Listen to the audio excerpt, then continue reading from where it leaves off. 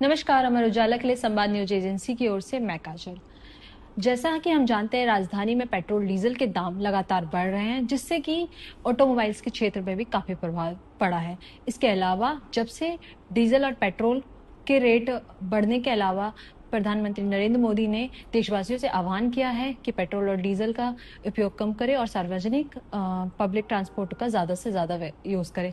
इस पर हम आज चर्चा करेंगे, जिसके लिए आज हम चर्चा करेंगे एफएडीए के पूर्व अध्यक्ष और वर्तमान में एएसडीसी के चेयरमैन विंकेश गुलाटी जी से, जो कि ऑटोमोबाइल क्षेत्र में काफी लंबे समय से जुड़े हैं।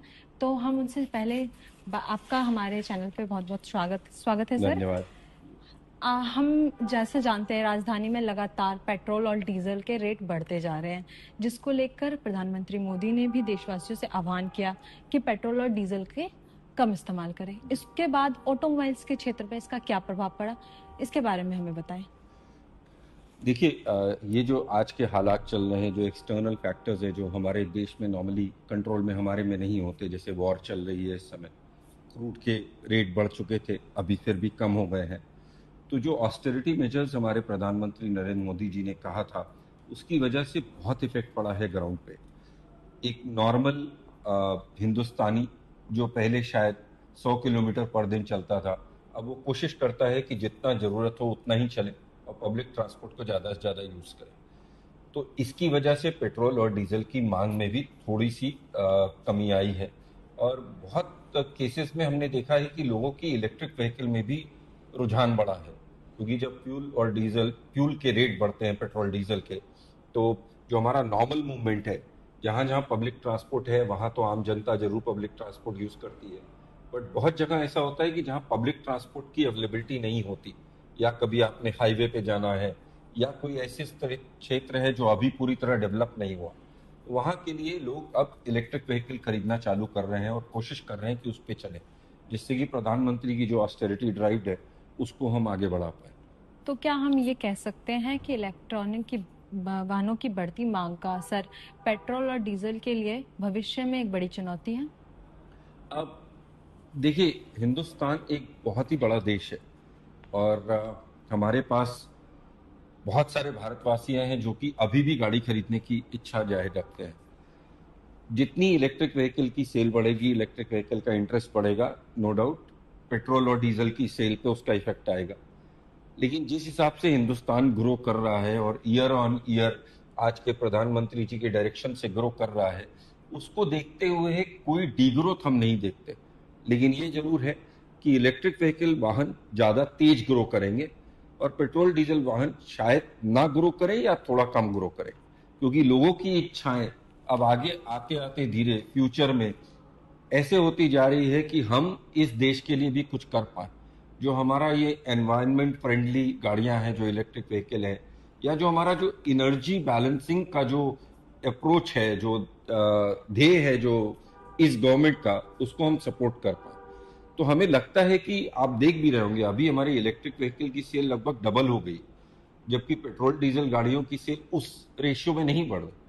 और हम अभी भी वर्ल्ड में शायद बहुत ही नीचे हैं पर हजार, मतलब गाड़ी पर हजार आदमियों के हिसाब से हम कुछ 30-35 गाड़ी पर हजार है, जबकि अगर हम देश की बात करें तो अमेरिका शायद 300-400 पे है, सिंगापुर शायद 700 पे है, चाइना ज़्यादा है। तो हमारे पास स्कोप बहुत है। मैं नहीं कह रहा हूँ कि इतनी गाड़ियां आएंगी, लेकिन स्कोप है। और अगर इस स्कोप को हम एनवायरनमेंट फ्रेंडली और एनर्जी सेंसिटिव गाड़ियों की तरफ शिफ्ट करें, जैसा कि प्रधानमंत्री जी के आह्वान पे लोग कर रहे हैं, तो देश के लिए भी फायदा होगा, आम जनता के लिए भी फायदा देगा। ठीक है, क्या आपको लगता है कि दिल्ली में ईवी अपनाने की रफ्तार चार्जिंग इंफ्रास्ट्रक्चर की कमी का एक कारण बन सकता है? देखिए, दिल्ली में ईवी अपनाने की जो स्लो पोजीशन रही है, उसमें सिर्फ चार्जिंग एक मेजर इशू नहीं है। नो डाउट चार्जिंग इंफ्रास्ट्रक्चर एक मेजर इशू है, लेकिन अगर आप दिल्ली को देखेंगे तो दिल्ली में आपको बहुत सारे हाई राइज अपार्टमेंट दिखेंगे। दिल्ली में बहुत सारी ऐसी जगह दिखेंगी जहां पे चार्जिंग स्टेशन लगाने की सुविधा नहीं है, तो वो भी एक प्रॉब्लम है। तो अगर आप किसी अपार्टमेंट में रहते हैं, जो बिल्डिंग में 50 अपार्टमेंट है, 100 अपार्टमेंट है और जहाँ पे 50 पार्किंग है, ईवी चार्जिंग लगा पाना, क्योंकि ये सब जो बिल्डिंग्स बनी ये आज की नहीं बनी, पहले की बनी है, जब ईवी नहीं लॉन्च हुई थी और ईवी के हिसाब से अडेप्टेबल नहीं। दिल्ली गवर्नमेंट ने बहुत अच्छे नियम लाए और लागू किए हैं। जो नई अब बिल्डिंग्स आ रही हैं उसको उन्होंने कंपलसरी किया है कि कितने चार्जर होने चाहिए, तभी वो बिल्डिंग के नक्शे पास होंगे। तो ये सब चीजें फ्यूचर को सपोर्ट करेंगी, लेकिन जो पहले हो चुकी हैं उसकी वजह से ये ग्रोथ रेट उतनी अच्छी नहीं है। लेकिन जो अब बीजेपी की नई दिल्ली गवर्नमेंट आई है, ये जो ईवी के ऊपर नई पॉलिसीज ला रही है, इससे ग्रोथ रेट बहुत तेज बढ़ने वाली।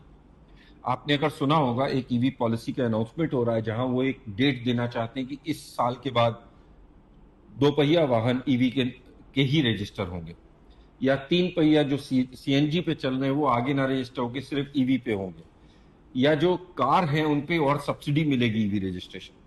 ये जिस दिन ये पॉलिसी लॉन्च हो गई उस दिन ये जो ग्रोथ परसेंटेज है वो एक बहुत अच्छा जंप लेगा, और गवर्नमेंट इसके सपोर्ट में है, और हम एज एन इंडस्ट्री हम इसको सपोर्ट कर रहे हैं।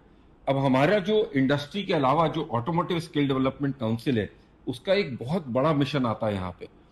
जैसे ईवी लॉन्च हो गई और चार्जिंग स्टेशन नहीं था, तो आज लोगों ईवी खरीदने में उनको प्रॉब्लम हो रही। कल को चार्जिंग स्टेशन आ जाता है और ईवी वो खरीद लेते हैं और रिपेयर के बंदे नहीं होते, या चार्जिंग स्टेशन को मेंटेन करने के बंदे नहीं होते, तो फिर एक प्रॉब्लम आई, फिर वो ईवी की ग्रोथ रुकेगी।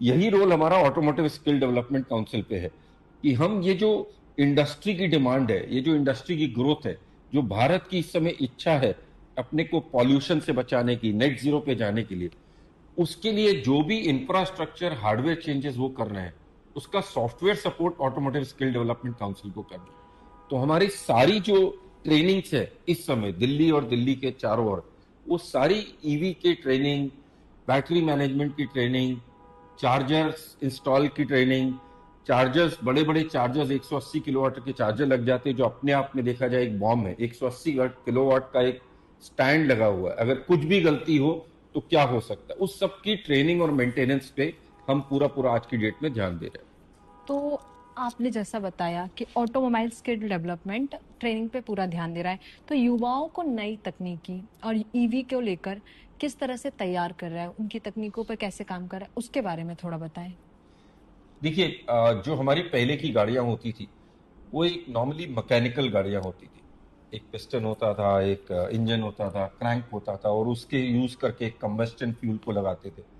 लेकिन आप अगर आज जो आप फ्यूचर देखेंगे, अब ये एक तरीके से सॉफ्टवेयर ऑन व्हील्स हो गया। जैसे एक आपका मोबाइल है, उस मोबाइल पे चार पहिए डाल दिए जाए और मोबाइल कंट्रोल कर ले तो वो भी कार बन सकता है, और ऐसा लोगों ने प्रूव भी किया हुआ है।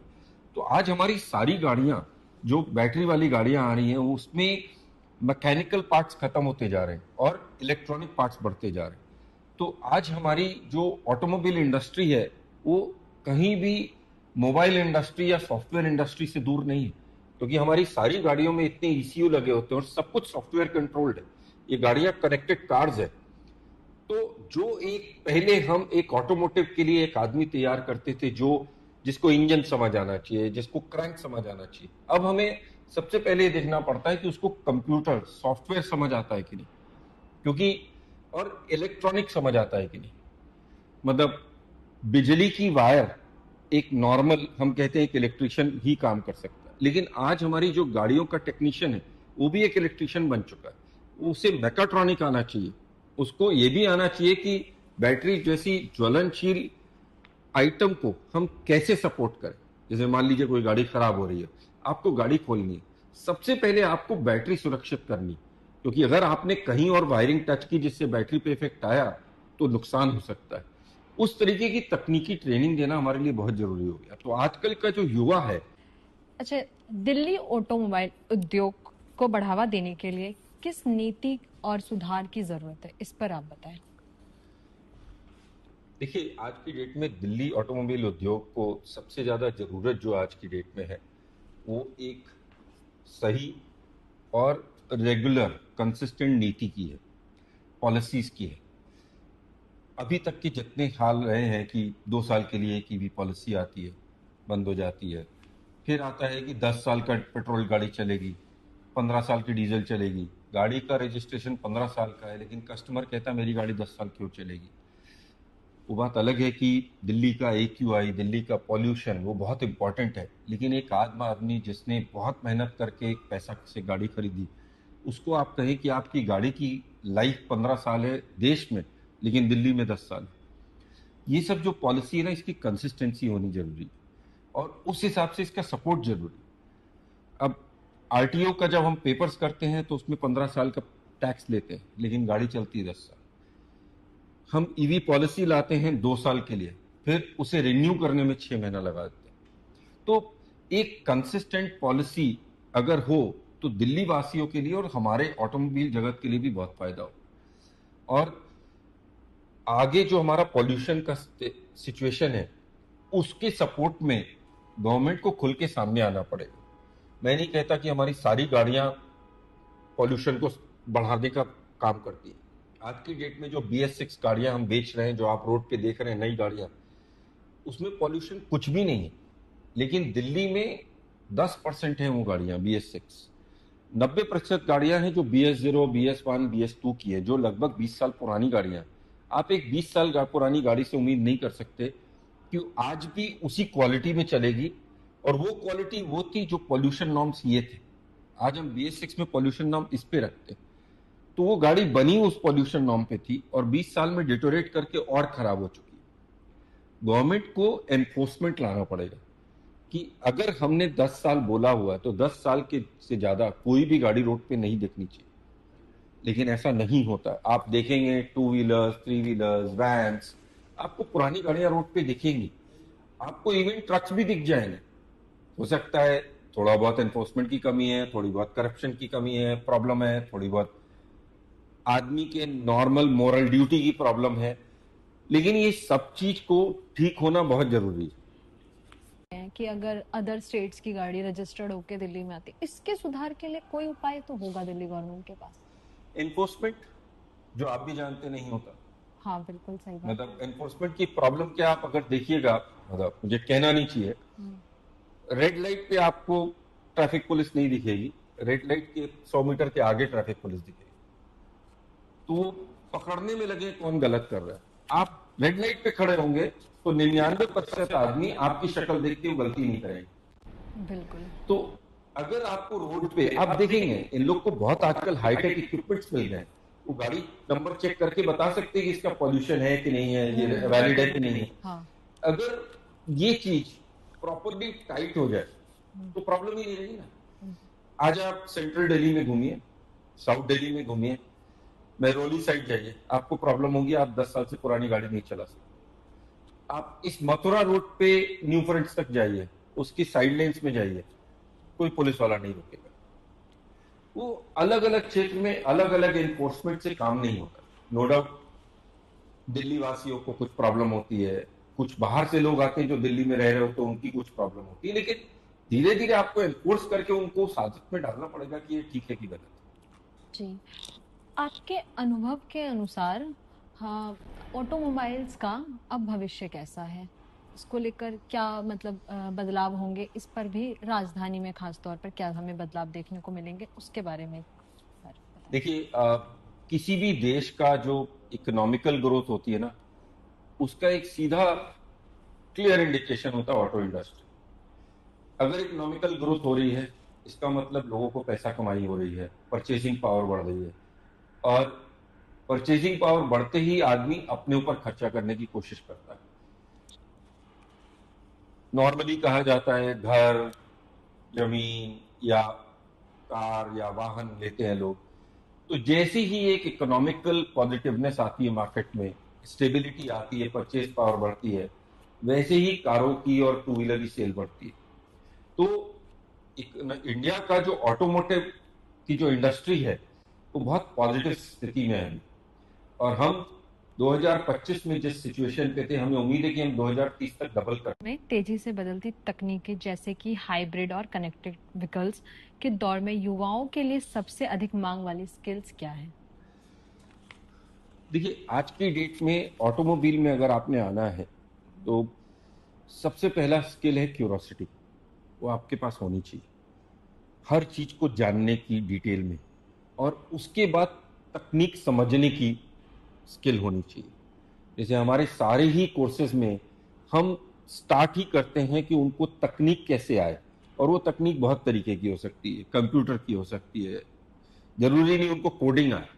लेकिन जो हमारी गाड़ियों में जो सॉफ्टवेयर लगे हुए हैं, जो ईसीयूज लगे हुए हैं, उनका लिंकिंग, सारी गाड़ी कनेक्टेड कार्स हो चुकी है। कनेक्टेड कार मतलब धीरे धीरे अब क्या होगा, ये कार जो अगली वाली कार चल रही है उससे बात कर सकती है, उसको बता सकती है मैं कितनी दूर हूं, आपको आप एक्सीडेंट मत हो। जो हमारा आज की डेट में अडास सिस्टम आ चुका है, जो हमें गाड़ियों के एक्सीडेंट से बचाने की कोशिश कर रहा है। जो हमारे आज की डेट में वो आ गया है कि जो ड्राइवर अटेंटिवनेस को चेक कर पाए, कि अगर ड्राइवर गाड़ी चलाते चलाते अगर बहुत देर तक स्टीयरिंग पकड़ेगा तो वो बीप बीप का साउंड आ जाएगा, गाड़ी सेंस करेगी ये ड्राइवर अटेंटिव नहीं है, एक्सीडेंट हो सकता है। ये सारी चीजों के लिए जो माइंडसेट है, जो सोच है, वो पुरानी तकनीकी वाली नहीं हो सकती कि ये इंजन लगाया, ब्लॉक लगाया, चला तो ठीक, नहीं तो दूसरा लगा। यहां नहीं चला तो खत्म हो जाएगा, क्योंकि ये एक ईवी है, ट्रायल एंड टेस्ट नहीं चल सकता। यहाँ पे आपने कोई भी चीज बनाई, फिर आपने उसको डायग्नोस्टिक इक्विपमेंट में चेक किया, और वो कोड्स आएंगे 0 1 Y नो, उसके हिसाब से आपको सोचना। तो उस तरीके का माइंडसेट डेवलप करना हमारा काम। और बहुत सारी चीजें हमारी सॉफ्टवेयर से स्टार्ट होके बैटरी, ईवी टेक्नोलॉजी, अब लाइक हाइड्रोजन। हाइड्रोजन बहुत ही ज्यादा, आप कह लीजिए, ज्वलनशील। कहने को वो वाटर है, लेकिन उसका ऑक्सीजन का मिक्सचर जो जब कंप्रेस होता है, जैसे बैटरी में एक पावर कंप्रेस होती है, उससे ज्यादा कंप्रेस हाइड्रोजन में होता है। उसको कैसे यूज करना है और सेफ्टी पे ज्यादा कैसे काम करना है, वो ज्यादा इंपॉर्टेंट होता जा रहा है हमारे लिए। आज टेक्निकल नॉलेज, सेफ्टी नॉलेज और सपोर्ट नॉलेज बहुत इंपॉर्टेंट होती जा रही है, और हम यही कर रहे हैं आज की डेट में। हम स्कूल्स में जा जाके लोगों को बताते हैं कि ऑटो में क्या क्या चेंजेस हो रहे हैं। ये वो पुराना ग्रीस और ऑयल वाला ऑटो नहीं रह गया, अब ये टेक्नोलॉजिकल वाला ऑटो हो गया। वो उसको एज अ कैरियर ले सकते हैं। हमने एआईसीटी के थ्रू 2 3 कोर्सेज लॉन्च किए, जैसे मैकेट्रॉनिक। आप बीटेक कर रहे हैं किसी भी चीज में, कंप्यूटर से कर रहे हैं, आप करिए। आप हमारा मैकेट्रॉनिक का 60 घंटे का कोर्स कर लीजिए, जिसमें उसे ऑटो की पूरी नॉलेज मिल जाएगी, तो वो कम से कम ऑटोमोबाइल इंडस्ट्री में ऐड कर सकते हैं। तो हम कोशिश कर रहे हैं जो आज का युवा है उसे बताने को कि क्या फ्यूचर ऑटो में आने वाला है, हाइब्रिड, हाइड्रोजन, ईवी, या उसके बाद कुछ नया भी। तो उसकी क्या तैयारी करे, उसका एक बेसिक जो उसका स्ट्रक्चर होना चाहिए वो उसे पता हो, जिससे कि जब भी कोई नई टेक्नोलॉजी हो, जब बेसिक्स उसके सॉलिड होंगे तो उसको आगे उसको अडेप्ट करके काम कर सके।